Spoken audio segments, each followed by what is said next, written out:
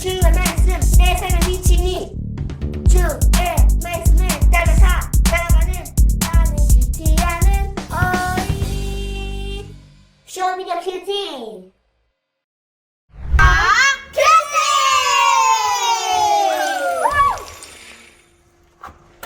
사무엘하 16장 1절부터 14절, 5절에서 6절, 9절에서 14절 말씀입니다.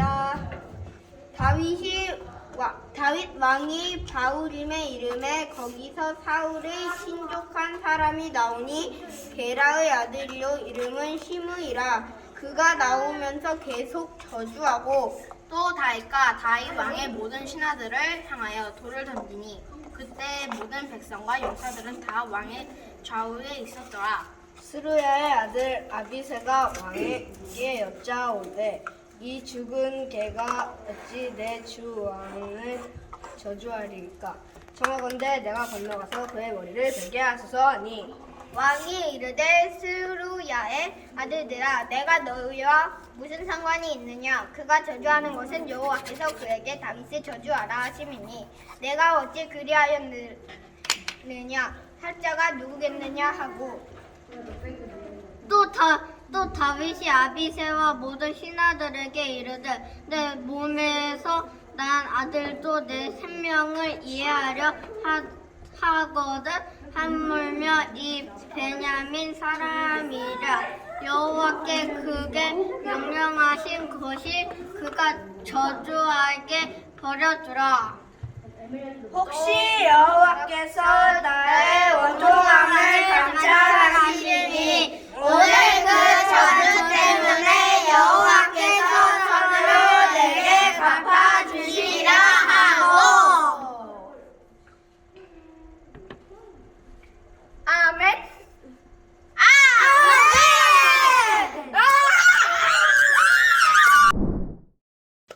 자, 여러분들, 아들 압살롬이 반란군을 이끌고 쳐들어오고 있다는 소식을 들은 다윗이 어떻게 했습니까? 다윗성을 떠나갔죠. 빠져나갔죠. 그러면서 하나님께서 인도하시는 대로 가겠다. 나는 그분의 능력이 아니라 그분의 뜻을 구한다 라고 했던 것 어제 큐티 말씀 잘 들었습니까? 기억하고 있죠?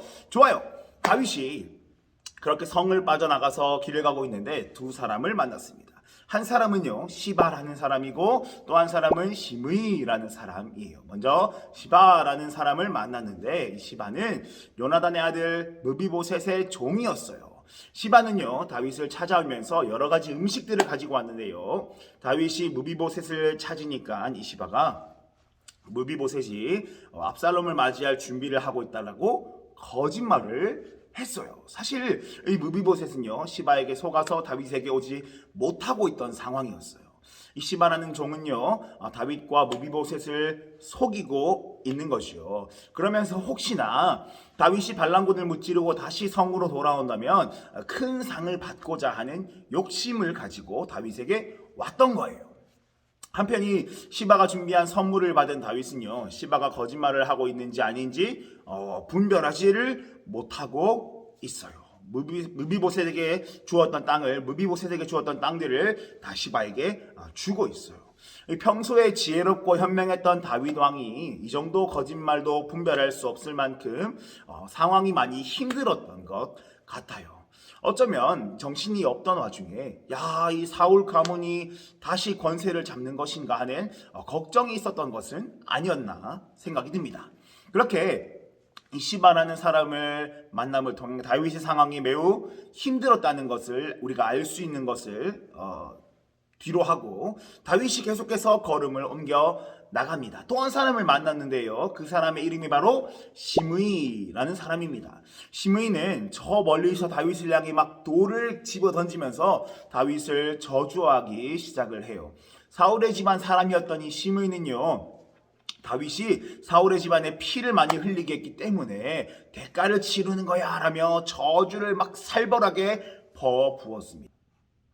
아마도 다윗은요 자신의 손에 이 사울의 집안의 피를 직접 이렇게 흘리게 만들지는 않았지만 자신 때문에 죽어갔던 여러 사람들을 생각을 했을 거예요. 그 중에는 자신의 죄로 인해, 자신의 잘못된 판단으로 인해 죽어버렸던 자신의 부하 우리아가 있었을지도 모르겠어요. 어쨌거나 곁에 있던 다윗의 부하 장수 용맹한 아비새가 내가 가서 저 시므이를 처단해서 잡아오겠다라고 하니까 다윗이 아주 단호하게 그를 말려요. 시므이가 나를 저주하는 것이 너와 무슨 상관이냐? 엄청 뭐랄까요? 딱딱해 보이고 정이 없어 보이죠. 그런데 그 말에는요, 시므이가 내뱉는 저주의 말은 하나님께서 나에게 하신 말씀이기 때문에 나는 겸허히 받아들인다라는 의미가 담겨 있어요.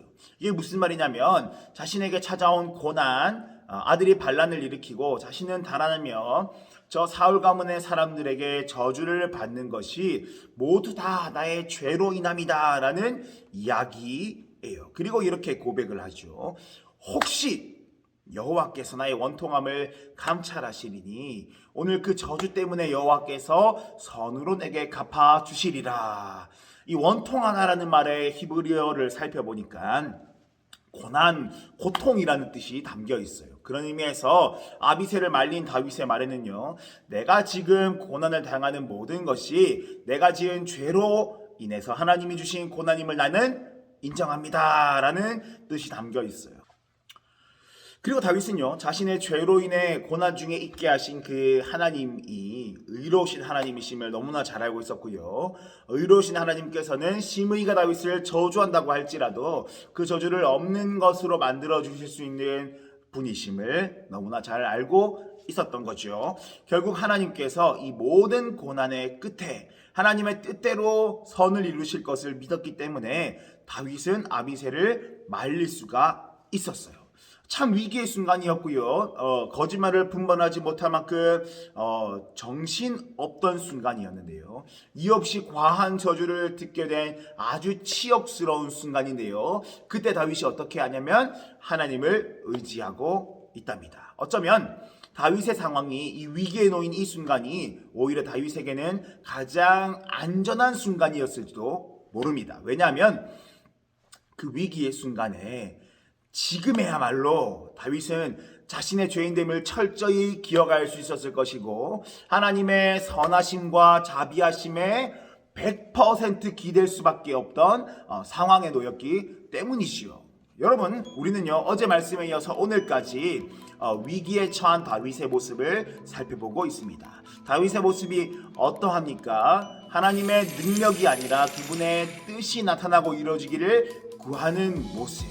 위기의 때에 철저하게 하나님께 피하며 하나님을 의지하는 모습이 다윗의 모습이죠. 다윗의 모습이 우리들의 모습이 되면 참 좋겠습니다. 내 꿈을 이루기 위해서 하나님을 이용하려 들지 말고 나의 삶에 하나님의 뜻이 이루어지기를 구하는 오늘 하루를 살아가기를 여러분들을 진심으로 응원합니다. 파이팅!